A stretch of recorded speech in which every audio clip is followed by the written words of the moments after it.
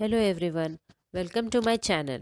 Today we are going to see how to prepare perfect rice for biryani or fried rice in pressure cooker. Before we look at the recipe, please make sure to subscribe to my channel if you haven't already.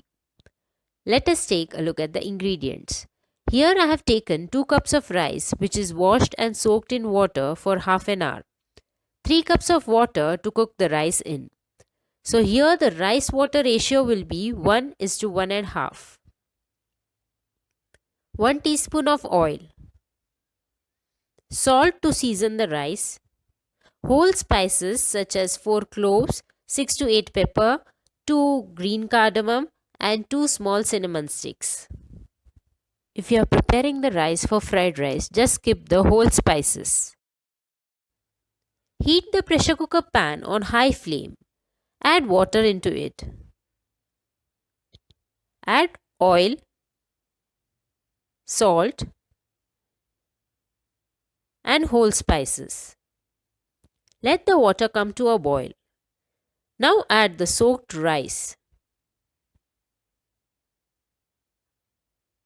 Mix everything once. Close the lid and reduce the flame to medium-low. Cook for 1 whistle. Once the pressure comes down, open the cooker. Rice is ready. Leave it open for 10 minutes. After that, take out all the rice in a plate and spread it out with the help of a fork so that the rice doesn't break. Let it cool down completely.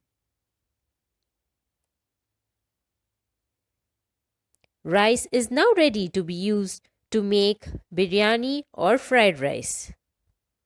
This rice will not break even while reheating. For the detail written on my website, link is in the description box. Do follow me on Facebook and Instagram at Our Orange Kitchen.